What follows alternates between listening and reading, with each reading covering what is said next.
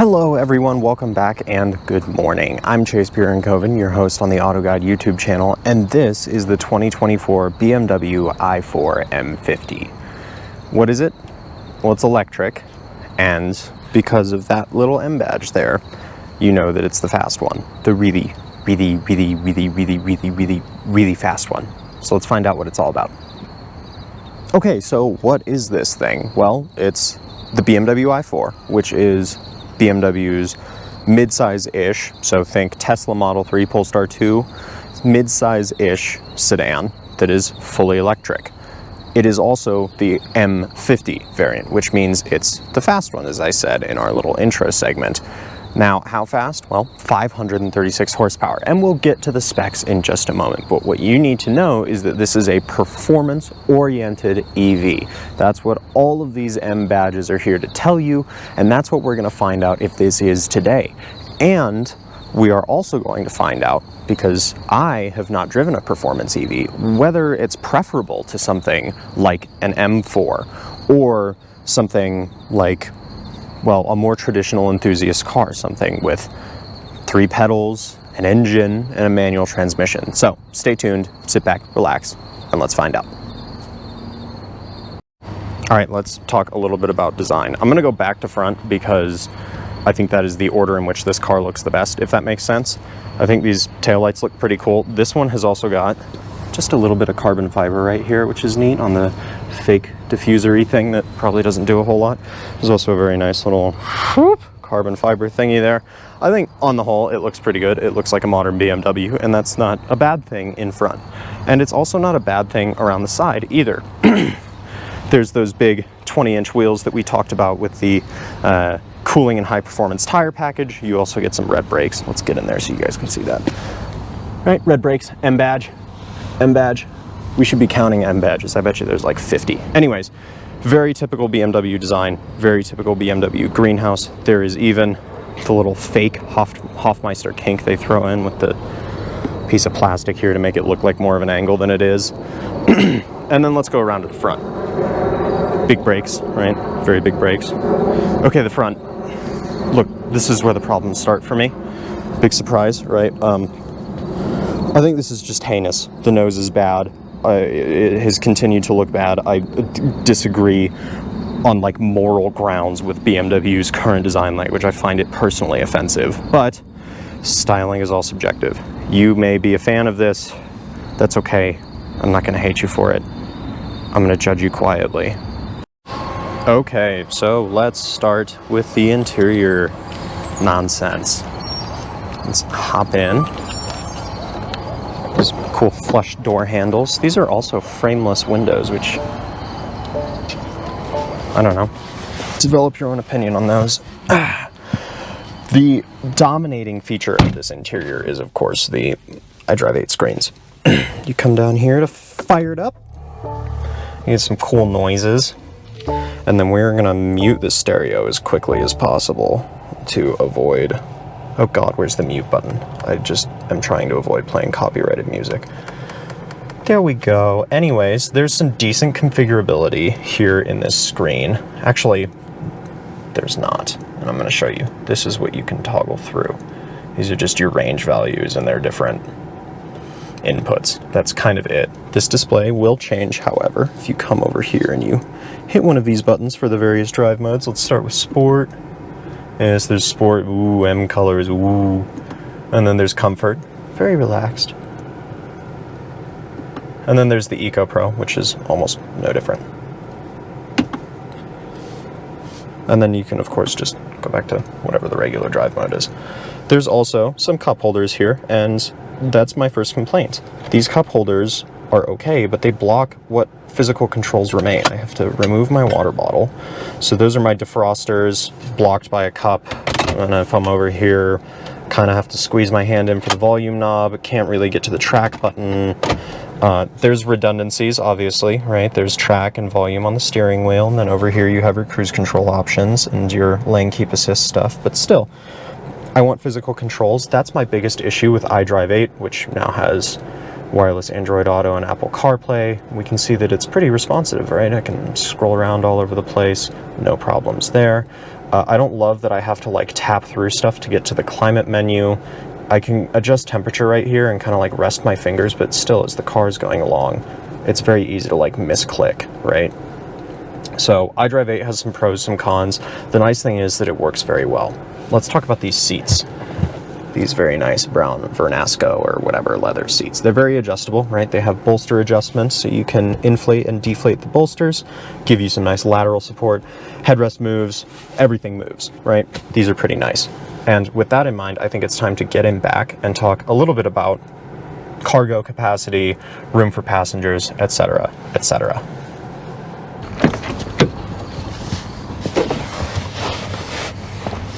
Okay, I want to touch on rear cargo space, interior space, etc. without doing the POV tour so that you can actually see me in the car, right? I, for reference, am 5'8". 5'9" if I brush the hair up a little bit, roll the shoulders back, you know.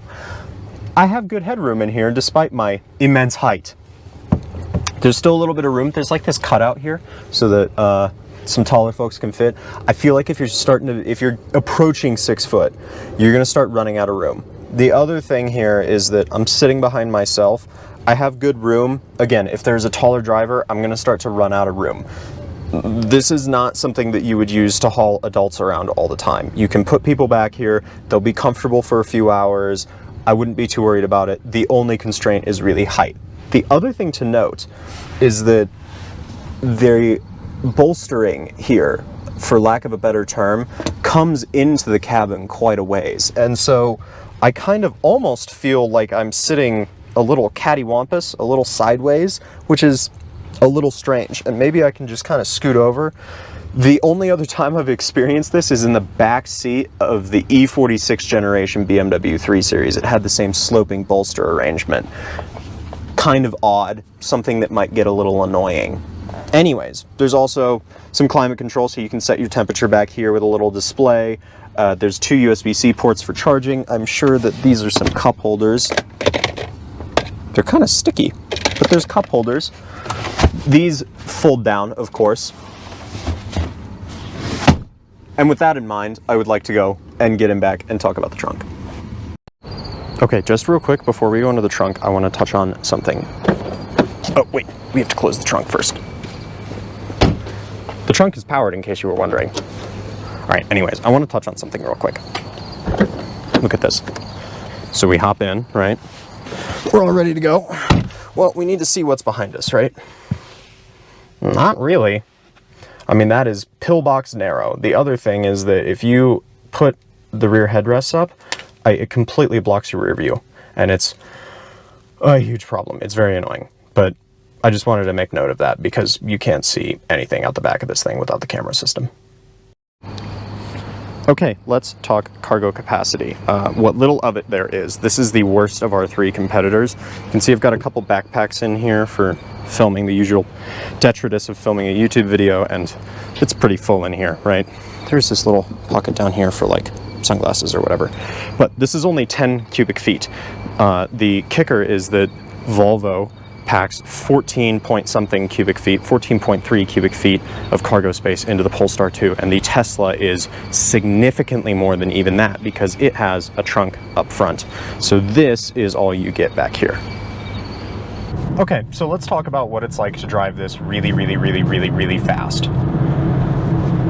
It's pretty easy to do some super duper extra super illegal numbers in this. The speed is just mind-boggling. The deceleration is mind-boggling. The acceleration is mind-boggling. It's insane how easy it is to go 100 miles an hour around a corner in this. Now, I have a couple of minor gripes with that specifically. And I'll say this of any car with 500 horsepower, something with a manual transmission and an engine too, 500 is too much for the road. I'm not working this car hard right now. I'm not, okay? Second of all, BMW's steering, while it has improved a little bit and there's a little bit of tactility, it's kind of tough for me to sense the limit of the tires through the steering. Instead, where I get that is the chassis. which I'm okay with. It's just a little bit different, and it's just a blend of different that I, as a person, do not like. You, however, may enjoy it. So that's certainly something to note. The other thing to note is obviously that it's very disconcerting to do 100 miles an hour and not hear anything but the wind in your ears. It's very strange. Whether you like that or not, well, the nice thing is that BMW makes something for you if you don't. They make tons of other ICE-powered M cars that you can go and do 100 miles an hour in and hear an engine. This is not that. Do I like that it's not that? No. But only because of the kind of car enthusiast that I am. That guy let us by. We should wave, shouldn't we? Only because of the kind of car enthusiast that I am. This car does the job that it sets out to do, and I want to be very clear about that. I may not personally prefer it for that job, but it does the job, right? It goes around the corner very quickly. I can tell what's going on with the car. I can tell where the limits of adhesion are. It's very easy to point the car in a direction and get it to go there and get it to do the thing well. I just prefer those experiences delivered in a slightly different fashion. And with that in mind, I think this is a good time to talk about what this car is like to drive in a much more civil fashion. Okay, so let's talk about what it's like to just drive the BMW i4 M50. No crazy fast car antics, no traction control off power slides, none of that, right? What's this like is just an electric car. Well, I'm getting pretty decent range. I started the day with 280 something miles of range after some very, very, very hard driving. I have 125 miles of range left. I'm on a mountain right now. Truth be told, I'm probably gonna get a lot of that back in just regen. I don't feel the need to be anxious about this car's range right now. I'm pretty happy with it. I think that the electric platform that this is on works really great. BMW's latest electric architecture is awesome. It's very easy to find charging for the car, at least where I live, and it charges quickly. I can leave it for a few hours at a 350 kilowatt hour charger and know that I'm going to come back with it charged. Now let's talk about on-road manners. The ride is very good. It's a little bit on the stiff side, just a hair. Which, I mean, this has an M badge. This has, I can count probably 2 at least right now. 1, 2. Yeah, I mean, there's 2 within my line of sight right now. There's probably 50 on the car. So this is still an M product, and it kind of rides like one sometimes, but 99% of the time, it's like this. Do you hear that? Nothing. Whisper quiet. Thankfully, the sound system is very good. I like the Harman Kardon system. Let's talk a little bit about the driver assist. BMW has gotten really, really good at its adaptive cruise control system. I still don't love the auto steer. Let me just do it myself. It works great, and the people who like that system and that functionality will appreciate this. It doesn't suck. It's just as good as anything from Tesla or Polestar or Ford or whomever, right? No notes there. Really, honestly, there's no notes to give you, no negative notes to give you about the driving experience as a whole, other than its innate EV-ness, for lack of a better term. Okay, so let's talk specs, right?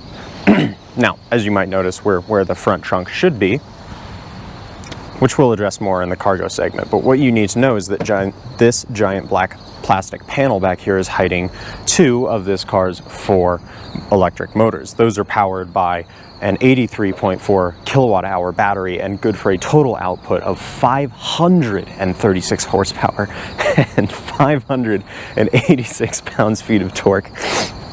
Sorry, it's a really, really, really big, laughable, funny number, especially after you've done a few launches. That's good for a claimed range of 245 miles, which is not awesome. This is also capped at 200 kilowatt hour charging, which is something that we're going to get into a little bit more with the competitors. Actually, let's just do it now, screw it. both the Tesla Model 3 and the Polestar 2 will charge faster. So that's definitely something to note if you're in the market, if you're looking at charging solutions that aren't in-home or looking at fast charging a lot, that's definitely something to keep in mind. Now, let's talk about the money, because this is very expensive. Okay, so here's how we're gonna do this. We're gonna go over how much this costs. This car you see here with its blue paint and its options costs. We'll also get into MSRP, and then we'll talk competitors. So let's start with MSRP, because I think that's a little bit more fair of a metric. This car is very, very, very, very, very loaded up on options. But without further ado, BMW set pricing for the i4 M50 for the 2024 model year. It's $69,700. However, this car costs $87,845. And there's a couple of big ticket options on here that if you're in the market for a performance EV, you might consider worth buying. Let's start with the cooling and high performance tire package. That does what it sounds like. It also gets you some bigger M wheels. You get these 20-inch wheels and high performance tires, obviously. You also get better cooling. I have not pushed this car very hard, so I have no idea if that's worth it, but let's move on. There's also the premium package, which is kind of nice. That's a heated steering wheel, Harman Kardon sound system, the big iDrive 8 curved display with a HUD. That's $1,650. And then there's also some other miscellaneous packages in here. There's the driving assistance package, which basically lets you do all the mostly hands-free stuff under 40 miles an hour on a highway, adaptive cruise control, etc. The cool color is very worth it. It's called Violet Blue, and it's $4,500. It's a really cool color. I don't know if it's $4,500 cool, but I don't know. Maybe it's worth it. Okay, and then there's also the Mocha Vernasca leather, which is very, very, very, very nice, and also $1,500. So with that in mind, let's talk about what the competitors are and how much those cost, because spoiler alert, it's a lot less with the options. Okay, let's kick off our competition segment with the biggest, the most obvious, the elephant in the room, the Tesla Model 3 Performance. Pricing for right now, today, is set at $54,630. We all know that Tesla likes to play with its pricing a little bit on the fly, so who knows? Maybe it's totally different by the time this video gets published. Maybe it's the same. Either way, the car makes 510 horsepower, and that shouldn't change. It's 296 miles of range, shouldn't either. Tesla's Model 3, most notably, is definitely a cheaper feeling car in a lot of ways, but it also offers a little bit more storage capacity. It's got a frunk, which, you know, this doesn't have. It's a liftback kind of like this, and it's also been recently refreshed. So those are all things to keep in mind if you're in the market. And now we're gonna move on to the other competitor, the Polestar. So our other choice is the Polestar 2 long range with performance pack. That starts at $64,400, delivers 449 horsepower, which is almost 100 horsepower less than the BMW, and 276 miles of range. So you get a little bit more range, a little less horsepower. I would argue that that trade-off is worth it if you're just evaluating this solely based on power, performance, range. The Polestar 2 justifies itself based purely on the fact that it delivers a little bit more range and a little less horsepower. There's also some really cool Öhlins adjustable dampers. I think if you're going to track one of these EVs, that might be the one to do, because you can create different setups for different things. If you like to do autocross intermittently, you can have an autocross setup. If you like to do your local track day, well, you can have a setup for that too. Okay, final thoughts on the BMW i4 M50. Where to start? I guess let's start with, is this a good EV? Yeah, it's a good EV. You make some compromises in terms of range, but you also get some really outstanding power performance as a result. The charging speeds could be better. Yes, I would love to be able to plug this into a 350 kilowatt hour charger. Let's hope that BMW starts to bring some faster charging in. There's also some arguments to be made about whether or not we all need fast charging, especially if you're gonna buy an $87,000 car. I would wager you could probably set up some charging at home or might have some at your office. Now, is this a good performance EV? Well, that's a little bit more interesting of a question, isn't it? Because this does outperform, on paper at least, its three competitors, doesn't it? It's faster than all of them. It feels really, really, really scary, super extra, insane fast. Does that satisfy me as a car enthusiast? Well, no. I like my manual transmissions, my light little roadsters, my rear wheel drive. I'd buy a 25-year-old BMW M3 before I bought one of these for probably $20,000 or $30,000 less dollars. But that's me personally. It's also not fair to this car. It's not fair to BMW. So let's talk about that too. Is this a good BMW? Yeah, I think this is a really good BMW. I think it's a great representation of where the brand is at today, right now. The technology is fantastic. The luxury is there. It still drives like a BMW. That sort of lineage, this feels like an all-wheel drive BMW from 10 years ago. There's the same personality that's present. Even with the electrification, BMW has managed to maintain a lot of its ethos, and they have to be commended for that. I will not, however, be commending them for the styling. I still hate that. I understand it's subjective. I think it's incredibly divisive. I think it's a period in the company's history that a lot of people are going to look back on and kind of regret. But let's move on. Let's talk about how this stacks up against the competition. I think it does. I think that there's some trade-off. There's some pro-con. The Tesla is really cheap, but Tesla also constantly adjusts its pricing and, frankly, has not been known for its reliability. There have been numerous recalls, NHTSA investigations. I mean, need I say more? But you do still get the performance. You get a little bit more practicality as well with the front trunk and the lift back. It could be worth the trade-off for some buyers. Then there's the Polestar. If you're a track rat, that might be the alternative. Yeah, it makes a little less horsepower. It gets some better range, which is good under performance driving, and you have the ability to make your own suspension setup, which is honestly a really cool feature. How well you utilize it is down to how much you're willing to learn about physics, engineering, mechanical engineering, etc. But that's about it. I'm going to leave the rest of the opinions to you guys. And with that in mind, I need a favor. Please remember to like and subscribe. That really helps out the channel. It makes sure that we keep getting cars like this, bringing you videos, and most importantly, quite honestly, I get to keep doing my very cool job. So thank you so much for watching, and I'll see you guys next time. Bye-bye.